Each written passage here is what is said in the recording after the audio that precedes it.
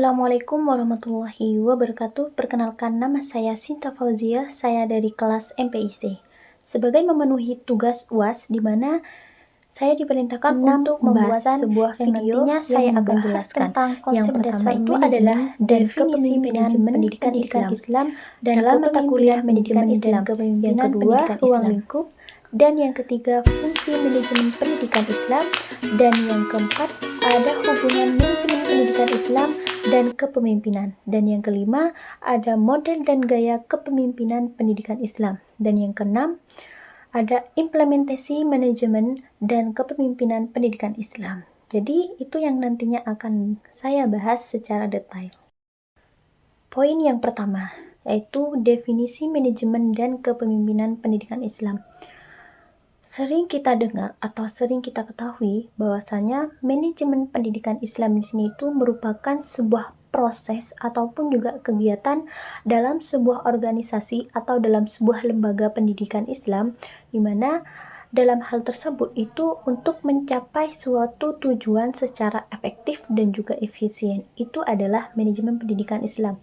Sementara kepemimpinan pendidikan Islam itu merupakan suatu kemampuan untuk mendorong atau mempengaruhi orang lain atau dalam lingkup pergerakan dalam sebuah organisasi ataupun juga lembaga tersebut untuk menggerakkan atau melaksanakan pendidikan demi tercapainya suatu tujuan pendidikan secara efektif dan juga efisien. Itu adalah kepemimpinan.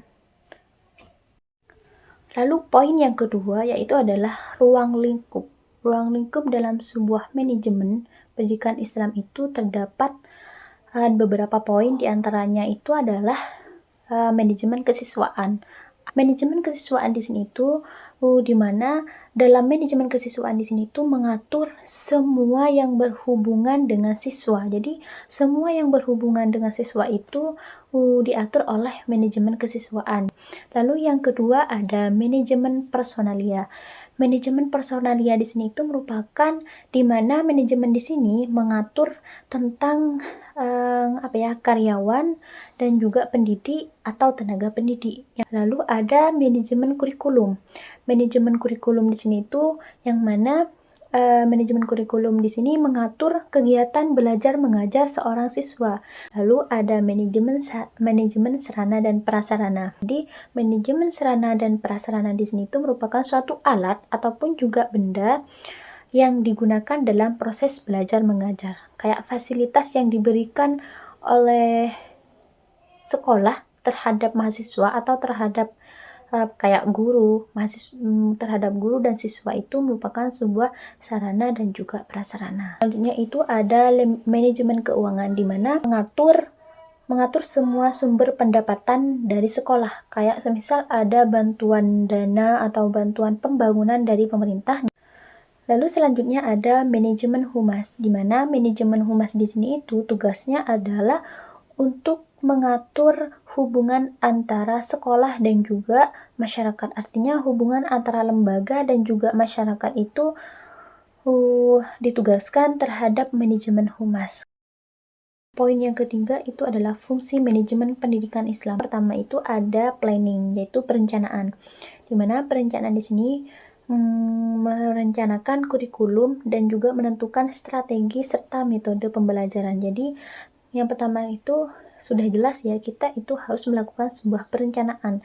Lalu yang kedua, pengorganisasian atau organizing, atau yang sering kita mudah untuk dipahami itu adalah pengelompokan atau pembagian aktivitas. Jadi setelah kita melakukan sebuah rencana, baru kita itu membentuk sebuah organisasi atau organizing. Lalu yang ketiga itu ada pelaksanaan atau aktuanting. Jadi pelaksanaan di sini itu merupakan suatu tindakan ataupun juga aksi yang digunakan seorang pemimpin supaya rencana kita itu bisa mencapai suatu tujuan. Lalu yang keempat itu ada controlling, pengawasan, di mana kita itu mengevaluasi yang mana memastikan bahwa seluruh kegiatan organisasi itu sesuai dengan fungsi manajemen. Dan poin keempat itu ada hubungan manajemen dan kepemimpinan pendidikan Islam. Hubungan di mana keduanya di sini itu berperan sangat penting dalam menciptakan lingkungan pendidikan yang efektif dan juga efisien. Di mana dalam hal ini mempunyai hubungan seperti hanya kayak tujuan dan visi. Jadi manajemen dan kepemimpinan pendidikan Islam di sini itu mempunyai tujuan dan juga visi yang sama. Lalu penerapan nilai-nilai Islam dalam sebuah lembaga pendidikan itu juga sama. Lalu ada pengelolaan kurikulum. Lalu juga pada saat evaluasi dan juga pengawasan.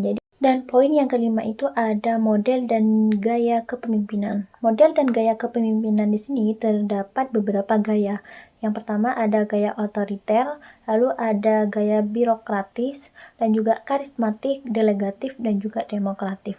Gaya otoriter, yang dimaksud dengan gaya otoriter di sini tuh di mana penentu kebijakan dan pengambilan keputusan itu hanya ada di tangan pemimpin. Birokratis, di mana birokratis di sini tuh perilaku atau memimpin itu berdasarkan peraturan. Lalu ada juga karismatik, di mana karismatik di sini itu mampu menarik orang lain, dalam artian mereka itu terpesona terhadap sikap ataupun juga tindakan yang dilakukan oleh seorang pemimpin sehingga akan membangkitkan semangat terhadap orang lain. Lanjut yaitu ada delegatif.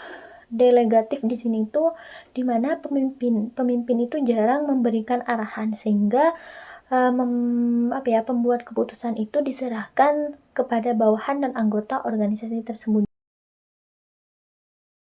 Nah, kalau kepemimpinan demokrasi di sini itu dimana dalam hal ini membuka peluang untuk anggotanya untuk bekerja sama untuk mencapai suatu tujuan yang sama yang dapat dilakukan dan ditentukan bersama antara bawahan dan juga pemimpinan.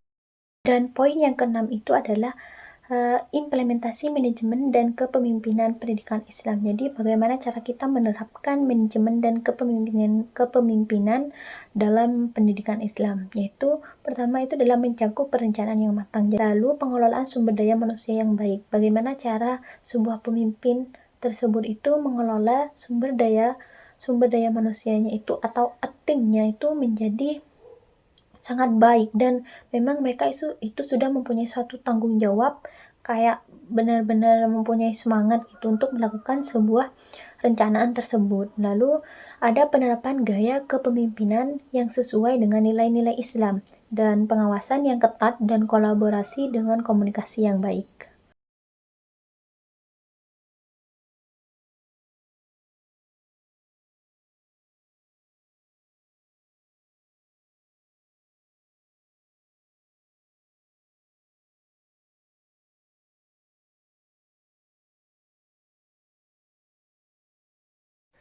Mungkin hanya ini yang dapat saya sampaikan, kurang lebihnya saya mohon maaf.